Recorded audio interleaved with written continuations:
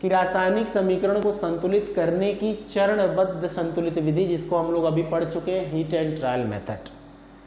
जो हम ये चार्ट अभी बनाते हैं, किसी रासायनिक समीकरण को एक्सप्लेन करते हैं और रासायनिक समीकरण के द्वारा हम परमाणु संख्या का निर्धारण करते हैं, अभिकारक और उत्पाद की तरफ परमाणु संख्या को निश्चित करते हैं और तब जाकर के एक संतुलित रासायनिक अभिक्रिया लिखते हैं, जैसा हम करते आ रहे हैं, उसी मेथड का नाम है heat and trial method. English में बोलते हैं चरणबद्ध संतुलित विधि। चरणबद्ध का मतलब होता है इधर देख लो हाइड्रोजन कितना है, उसको बैलेंस करो, इधर देख लो ऑक्सीजन कितना है, उधर के लिए बैलेंस करो। इसी को चरणबद्ध या क्रमबद्ध तरीके से अध्ययन करते हैं।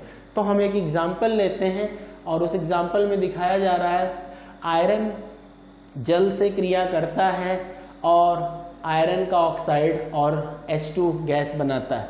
तो इस अभिक्रिया में ये बताया जाता है क्या कि इस अभिक्रिया को देख करके पहले हम बताते हैं कि ये संतुलित है अथवा असंतुलित है। तो पहले ही कॉन्सेप्ट क्लियर कर लेते हैं। यहाँ Fe का एक अणु है, यहाँ परमाणु है, और यहाँ Fe का 3 परमाणु है। Fe संतुलित नहीं है। यहाँ ऑक्सीजन का 1 परमाणु दिख रहा है और यहाँ ऑक्सीजन का 4 परमाणु दिख रहा है, तो ये भी आपका संतुलित नहीं है। तो हम उसको अब संतुलित करने का जो प्रॉपर मेथड होता है, जिसे हम हीट एंड ट्रायल मेथड कहते हैं, ये मोस्ट इम्पॉर्टेंट मेथड है अभिक्रिया को संतुलित करने के लिए। उसके लिए क्या करते हैं हीट एंड ट्रायल मेथड में, तो सबसे पहला काम क्या करते हैं कि अगर अभिक्रिया आपकी असंतुलित है तो उसमें सबसे पहले उस तत्व को दोनों पक्षों में संतुलित करें जिनकी संख्या अधिकतम होती है। हीट एंड ट्रायल मेथड में बस ये बेसिक 3 पॉइंट आपको बताया गया है। इस बेसिक पॉइंट में आपको ये डिसाइड करके बताना है कि हमने जो ये 3 पॉइंट लिखे उसका पहला अध्ययन क्या है, उस तत्व को सर्वप्रथम दोनों पक्षों में संतुलित करें जिनकी संख्या अधिकतम। आइए पहले उस अभिक्रिया में देखें कौन सा तत्व सबसे अधिक संख्या में है। तो हमें यहाँ ऑक्सीजन दिखाई दे रहा है ना, 4 है। यहाँ पर देखें ऑक्सीजन सबसे अधिक संख्या में, वो 4 है। तो इसका मतलब सबसे पहले हमें किसको संतुलित करना चाहिए, ऑक्सीजन को करना चाहिए। तत्पश्चात उसमें कम संख्या वाले तत्वों को संतुलित करें। उस ऑक्सीजन से नीचे जो कम संख्या में आएगा उसको करेंगे, और फिर इसी प्रकार प्रत्येक तत्व को संतुलन में उचित गुणक का प्रयोग करते हैं। तो अब जैसे हमने आपको बताया कि जो अभिक्रिया आपकी है, इस अभिक्रिया में जो तत्व हैं वो मुख्य रूप से कौन कौन है, Fe है, H है, O है। अच्छा, अभिकारक पक्ष की तरफ देखा जाए तो Fe की संख्या कितनी है, 1 है। हाइड्रोजन की संख्या 2 है, ऑक्सीजन की संख्या 1 है। उत्पाद पक्ष की तरफ चलें तो Fe की संख्या आपकी 3 है, ऑक्सीजन की संख्या आपकी 4 है और हाइड्रोजन की संख्या आपकी 2 है। तो इस चार्ट की बेसिस पर यहाँ 1, वहाँ 3, यहाँ 2, वहाँ 2, यहाँ 1, वहाँ 4, इस तरह से अगर देखा जाए तो प्रत्येक परमाणु की संख्या अभिकारक और उत्पाद पक्ष में समान नहीं है। अतः आप ये कह सकते हैं कि इस प्रक्रिया में आपके परमाणु की संख्या दोनों पक्षों में समान नहीं है। तो नीचे जो आपको मैंने ये दिखाया, इसमें ये बताया गया कि सबसे अधिक संख्या किसकी है, ऑक्सीजन की। तो इधर ऑक्सीजन आपका कितना है, 1 है। इधर ऑक्सीजन कितना आपका, 4 है। तो सबसे पहले हम इस H2O में 4 का गुणा करते हैं। अब H2O में 4 का गुणा करते हैं तो अर्थात सर्वप्रथम H2O में 4 का गुणा कर लेते हैं। तो जब ये 4 H2O हो जाएगा, हम इसको लिख करके अभी एक एक करके दिखाते हैं, इससे क्लियर होगा आपका। वो मेन अभिक्रिया आपकी जो है उसमें हमने क्या कह दिया, पहला काम H2O में 4 से गुणा करते हैं। अब H2O में 4 से गुणा करके पहले अभिक्रिया को लिखते हैं। Fe plus 4H2O goes to Fe2O3 plus H2। तो लीजिए 4 से अगर आपने गुणा कर दिया तो इधर भी Fe2O3 नहीं, Fe3O4, Fe3O4। फिर से दर्शाते हैं इसको। सर्वप्रथम हम क्या कर रहे हैं, H2O में 4 का गुणा कर रहे हैं। क्यों? तो आपने बताया कि उस तत्व को पहले दोनों पक्षों में संतुलित करें जिनकी संख्या अधिकतम है। तो यहाँ पर सबसे अधिक संख्या में कौन है? ऑक्सीजन है। इधर ऑक्सीजन कितना है? 4 है, और इधर ऑक्सीजन कितना? 1 है। तो पहले आप H2O में 4 का गुणा कर देंगे तो आपका ऑक्सीजन दोनों पक्षों में समान हो जाएगा। तो वो अभिक्रिया क्या हो जाएगी?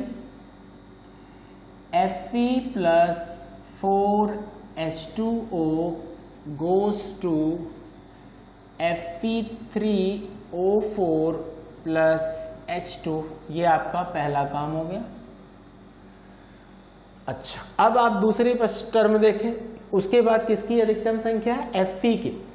यहाँ Fe की संख्या कितनी है? 3 है। वहां Fe कितना है? 1 है। तो हम अगर बाईं तरफ इस Fe में 3 का गुणा कर दें तो दोनों तरफ क्या हो जाएगा? Fe समान हो जाएगा। तो दूसरा काम अब हम क्या करें? Fe जो बाईं तरफ है उसमें 3 का गुणा कर देते हैं। तो अब होगा 3Fe plus 4H2O goes to Fe3O4 plus H2। इस प्रकार आपने ऑक्सीजन को बैलेंस कर लिया और आयरन को बैलेंस कर लिया। अब उसके बाद संख्या किसकी बचती है? हाइड्रोजन की। तो हाइड्रोजन आपका इस साइड में ध्यान से देखिए, 4 का जब आपने गुणा किया तो यहाँ पे 8 हाइड्रोजन हो गया था, और इधर आपका हाइड्रोजन कितना है? 2। तो तीसरा काम अब आपको क्या करना है कि जो हाइड्रोजन इधर 2 है और इधर हाइड्रोजन आपका 8 है, तो अगर हम इसमें 4 का गुणा कर देते हैं तो इधर भी हाइड्रोजन आपका 8 हो जाएगा। तो तीसरा काम क्या हो जाएगा कि 3Fe plus 4H2O goes to Fe3O4 plus 4H2O। इसका मतलब आपने पहला गुणक कौन सा प्रयुक्त किया? इस अभिक्रिया के हिसाब से 4 का किया। दूसरा गुणक आपने क्या प्रयुक्त किया? 3 के रूप में किया। और तीसरा गुणक आपने क्या प्रयुक्त किया? 4 के रूप में किया। इस तरह से यहाँ पर नीचे दिखाया गया है कि H2O में अगर हम 4 का गुणा कर दें और Fe में अगर हम 3 का गुणा कर दें और हाइड्रोजन में अगर हम 4 का गुणा कर दें, तब जाकर के ये रासायनिक समीकरण आपका संतुलित समीकरण है। तो हीट एंड ट्रायल मेथड में हम लोगों ने क्या पढ़ा कि अगर कोई असंतुलित रासायनिक समीकरण दिया हुआ है तो उस असंतुलित रासायनिक समीकरण को संतुलित कैसे किया जाता है। तो संतुलित करने के लिए सबसे पहला काम क्या करते हैं? उस तत्व को सबसे पहले संतुलित करते हैं जो सबसे अधिकतम संख्या में होता है। यानी इस समीकरण में सबसे अधिकतम संख्या में आने वाला तत्व क्या है? ऑक्सीजन है। उसके बाद उस तत्व को संतुलित करते हैं जो उससे कम संख्या में आता है। तो यहाँ देखिए Fe आपका दूसरे नंबर पे आएगा, उसको संतुलित करते हैं, और तत्पश्चात इसी क्रमबद्ध तरीके से जितने तत्व होंगे उनमें उचित गुणक का प्रयोग करके हम उस अभिक्रिया को संतुलित करते हैं। अब जैसे प्रथम चरण इसमें क्या है? प्रथम चरण आपकी अभिक्रिया का था कि Fe plus 4H2O goes to Fe3O4 plus H2। द्वितीय चरण आपका इसमें क्या है? Fe plus 4H2O goes to Fe3O4 plus 4H2। और तृतीय चरण में आपने क्या दिखाया? 3Fe plus 4H2O goes to Fe3O4 plus H2। It means that कि जो समीकरण होता है उसमें हम एक परमाणु को एक ही पक्ष में, मतलब एक चरण में, दूसरे परमाणु को दूसरे चरण में और तीसरे परमाणु को तीसरे चरण में संतुलित करते हैं, और अंत में जाकर के जो हमारा मेन समीकरण बनता है ये तृतीय चरण में जो आपको दिखाया गया है ये आपका संतुलित समीकरण है। यानी जो आपका पहला समीकरण है, दूसरा है, तीसरा है, इन तीनों समीकरण में आपने क्रमबद्ध तरीके से हाइड्रोजन को, आयरन को और ऑक्सीजन को संतुलित किया है। तब जाकर के लास्ट में आपका जो समीकरण प्राप्त होता है वो आपका संतुलित समीकरण होता है, और वो ये है 3Fe plus 4H2O goes to Fe3O4 plus 4H2। तो किसी भी रासायनिक समीकरण को संतुलित करने के लिए अब आपका कॉन्सेप्ट क्लियर होना चाहिए कि सबसे पहला काम क्या करते हैं? अभिकारक और उत्पाद दोनों तरफ पहले परमाणुओं की संख्या को ज्ञात करते हैं। अभिकारक और उत्पाद की तरफ अगर परमाणु संख्या निश्चित नहीं होती है तो हम ये कन्फर्म होते हैं कि ये समीकरण आपका असंतुलित है। अतः हीट एंड ट्रायल मेथड के द्वारा हम क्या करते हैं, उस समीकरण में दिए गए अणुओं में दिए गए परमाणुओं की संख्या को क्रमबद्ध तरीके से उचित गुणक का प्रयोग करके उसे संतुलित करते हैं। तत्पश्चात एक संतुलित रासायनिक समीकरण प्राप्त होता है। तो सबसे पहला काम क्या करते हैं, हम उस तत्व को संतुलित करते हैं जो अधिकतम संख्या में होता है, उससे फिर कम संख्या का, फिर उससे कम संख्या का। अब ऐसा कोई निश्चित नहीं है, सबसे अधिकतम वाले को ही पहले आप प्रारंभ करते हैं, उसके दूसरे तीसरे चौथे चरण में जरूरी नहीं है। आप जैसे इस अभिक्रिया में पहले हाइड्रोजन को भी संतुलित कर सकते थे, बाद में आयरन को कर सकते थे, पहले आयरन को कर सकते हैं, बाद में हाइड्रोजन को कर सकते हैं। यानी द्वितीय तृतीय चतुर्थ चरण में अगर कोई भी परमाणु आगे पीछे भी आप संतुलित करें तो उससे कोई फर्क नहीं। लेकिन सबसे पहला काम क्या करते हैं, प्रथम चरण में हम उसी तत्व को संतुलित करते हैं जो सबसे अधिक संख्या में उपस्थित होता है।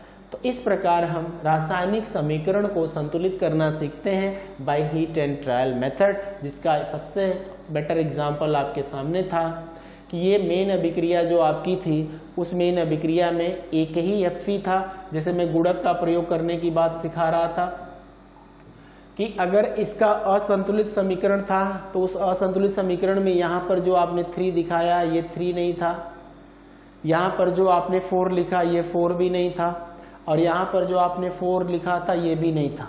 इसका मतलब अगर ये नहीं थे तो समीकरण क्या था, तो आपका समीकरण था Fe plus H2O goes to Fe3O4 plus H2 था। ये आपका असंतुलित समीकरण था। अब इस असंतुलित समीकरण को जो आपने ऊपर दिखाया है ये आपका संतुलित समीकरण होता है। इसमें सबसे पहले आपने क्या लिखा था, सबसे पहला काम आपने यहाँ पर जो लिखा है 4 इसका यूज किया था। दूसरे टर्म में आप Fe का यूज करें चाहे H का करें, तो आप चाहे तो इसका भी इस्तेमाल करें, पहले Fe बैलेंस करें फिर यहाँ पर हाइड्रोजन बैलेंस करें। या आप ये कह सकते हैं कि पहले आपने जो अधिकतम संख्या का ऑक्सीजन था उसके लिए यहाँ 4 गुणक का प्रयोग किया। अब आप हाइड्रोजन का भी कर सकते हैं, क्योंकि यहीं पे अगर 4 आपने लिख दिया था तो 4 दूना 8 यानी 4 2 जा 8 हाइड्रोजन पहले से हो चुका था, तो आप हाइड्रोजन को बैलेंस कर लें। उसके बाद जब यहाँ पे Fe3 दिख रहा है तो लास्ट में आप 3 लिख सकते हैं। तो इस तरह बहुत इजी होता है परमाणु संख्या के आधार पर किसी रासायनिक समीकरण को संतुलित करना। उम्मीद है कि आपको बहुत अच्छे से ये कंफर्म हो गया। आप प्रैक्टिस करते रहेंगे और बाकी जो भी प्रॉब्लम्स क्रिएट होगी हम आपको बताते रहते हैं। नेक्स्ट टर्म में हम लोग आते हैं रासायनिक अभिक्रिया का संतुलन द्रव्यमान संरक्षण नियम के द्वारा किया जाता है। इस नियम के अनुसार संतुलित रासायनिक अभिक्रिया में अभिकारक पदार्थ की मात्रा यानी द्रव्यमान या अणुभार उत्पाद के द्रव्यमान के बराबर होता है। अब ये द्रव्यमान संरक्षण का नियम क्या होता है ये भी हमको जानना चाहिए। रासायनिक समीकरण जब हम लिखते हैं तो उस रासायनिक समीकरण में ये पहले से निर्धारित होता है कि कौन सा अभिकारक पदार्थ है वो जो क्रिया करके उत्पाद का निर्माण करता है, और जब अभिक्रिया को संतुलित कर लिया जाता है तो अभिकारक की तरफ की जो मात्रा है यानी जो द्रव्यमान है, अगर वो द्रव्यमान आपके उत्पाद की तरफ भी है तब वो रासायनिक समीकरण आपका संतुलित समीकरण होता है। इसका एक सबसे छोटा सा उदाहरण हम आपको देते हैं, उसके बेसिस पर ये कंफर्म होता है कि द्रव्यमान संरक्षण नियम क्या होता है। तो द्रव्यमान संरक्षण नियम यही कहता है किसी भी रासायनिक अभिक्रिया में प्रयुक्त अभिकारक पदार्थ का जो द्रव्यमान या मात्रा होता है, अगर वो उत्पाद की द्रव्यमान या मात्रा के बराबर होता है तो वो अभिक्रिया आपकी संतुलित है और वो द्रव्यमान संरक्षण नियम का पालन करता है। द्रव्यमान संरक्षण नियम में क्या हुआ, अभिकारक का द्रव्यमान बराबर उत्पाद का द्रव्यमान, अभिकारक की मात्रा बराबर उत्पाद की मात्रा, बस यही है द्रव्यमान संरक्षण नियम। तो हम एक छोटी सी अभिक्रिया लिख करके उनके द्रव्यमान की बात करते हैं। जैसे हमने कहा कि एक अभिक्रिया A प्लस B अभिकारक के द्वारा कराकर C प्लस D उत्पाद का निर्माण करते हैं। अगर इस A पदार्थ की मात्रा को 10 ग्राम ले लेते हैं, 10 ग्राम, और इसकी मात्रा को भी आप 10 ग्राम ले लेते हैं, और यहां C की मात्रा अगर आपकी 15 ग्राम है तो ये कुल मात्रा A और B जो अभिकारक की है टोटल मात्रा कितनी हो गई आपकी 20 ग्राम हो गई। जबकि आपके उत्पाद की तरफ जो C लिया हुआ है उसकी मात्रा कितनी है 5 ग्राम है।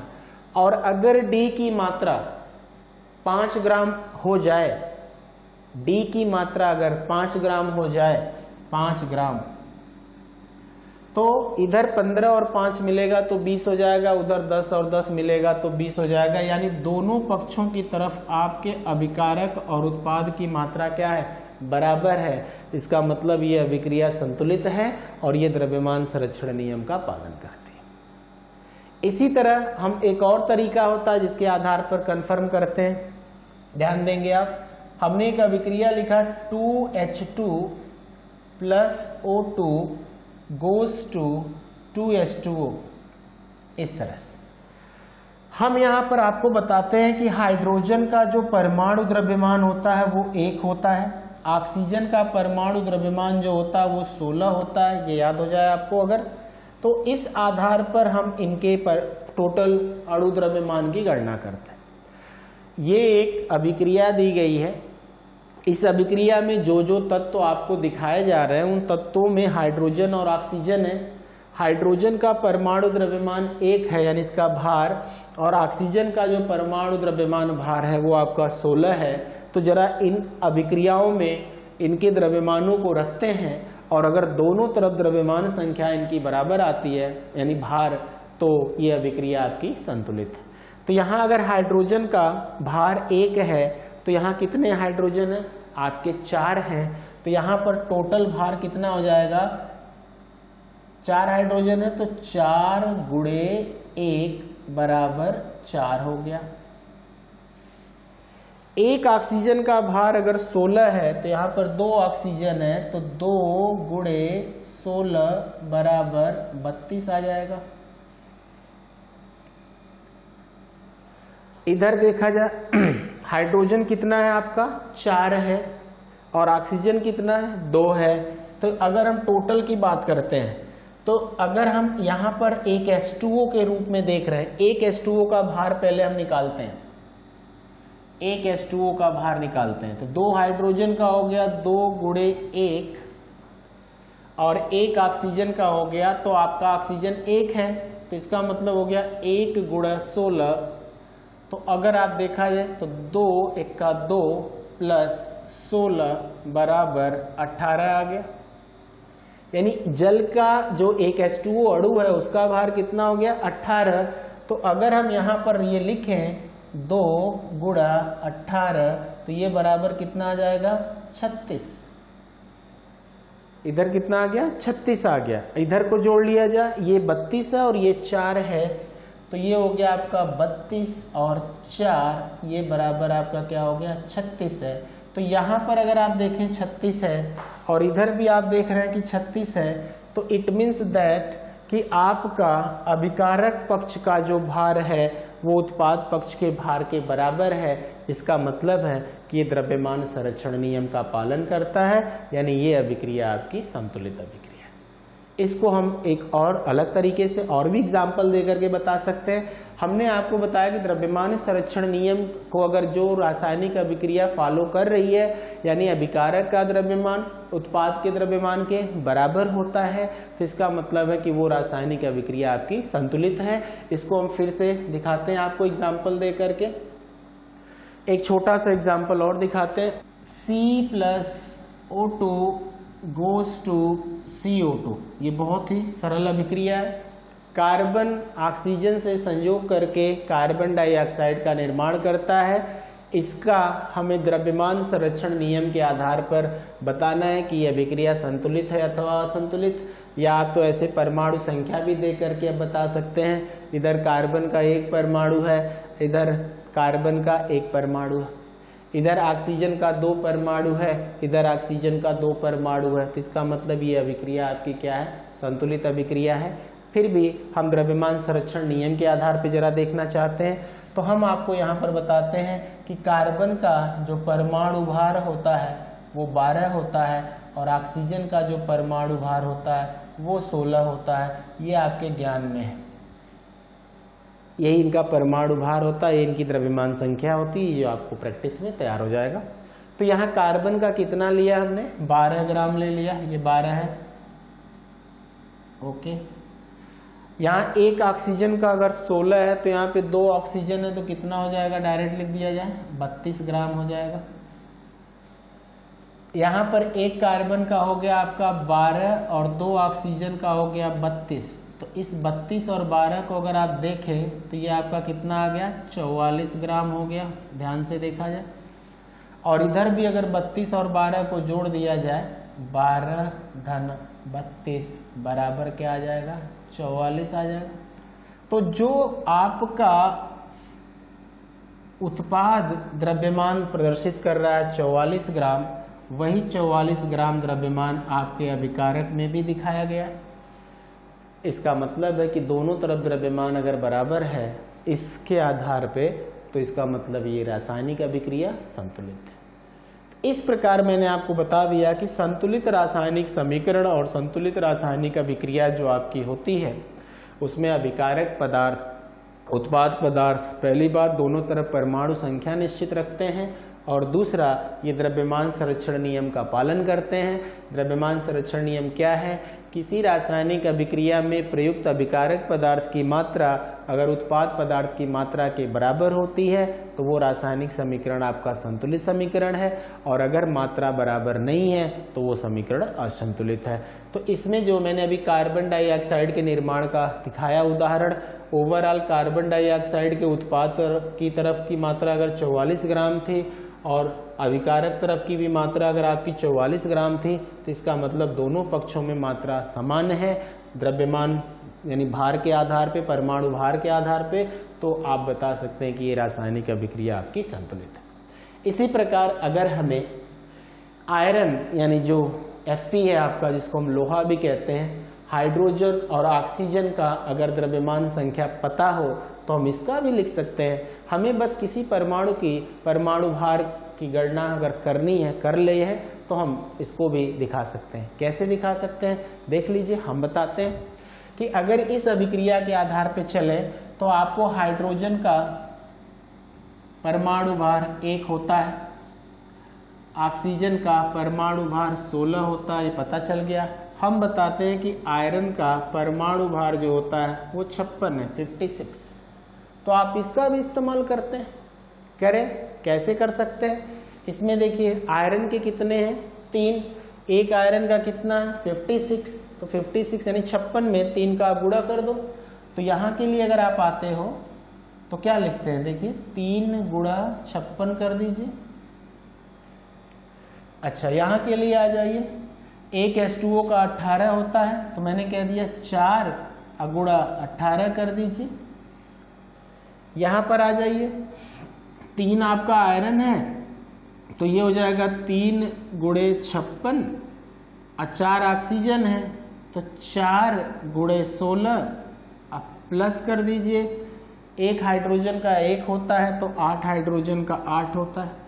तो मैं आपको बस इस तरह से बता रहा था कि अगर आप इसको जोड़ के देखें और इनको आपस में जोड़ करके देखें तो ये दोनों द्रव्यमान संख्या आपको बराबर आएगी।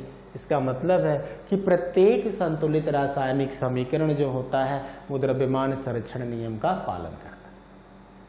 बस हमें प्रत्येक परमाणु का परमाणु भार ज्ञात होना चाहिए। जैसे परमाणु भार ज्ञात में आपने क्या बताया कि H का 1 होता है, O का 16 होता है, कार्बन का 12 होता है, सोडियम है इसका 23 होता है, कैल्शियम है इसका 40 होता है।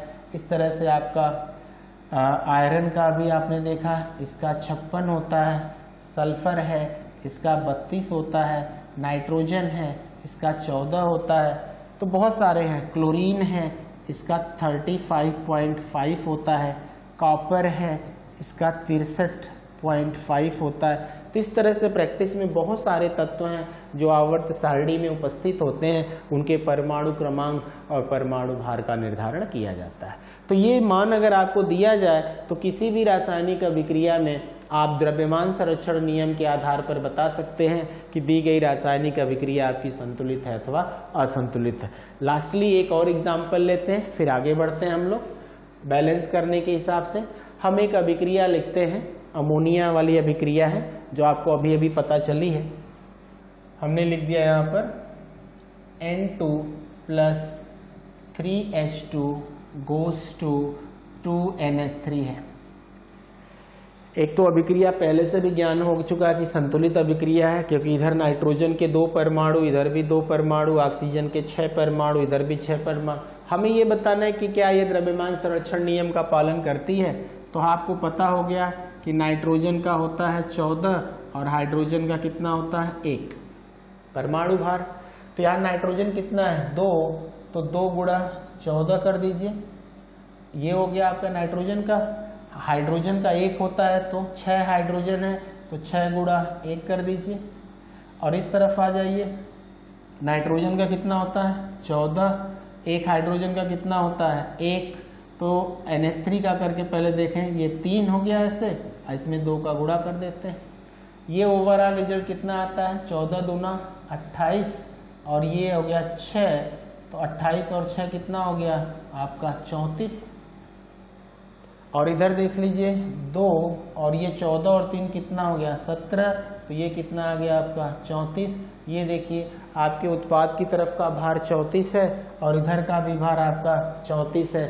इसका मतलब है ये रासायनिक समीकरण संतुलित भी है और द्रव्यमान संरक्षण नियम का पालन करता है। इस तरह से हम लोग अच्छे से तैयार करते हैं कि कोई भी रासायनिक समीकरण दिया गया है तो वो संतुलित है अथवा असंतुलित है, इसके आधार पर हम इसको एक्सप्लेन करते हैं।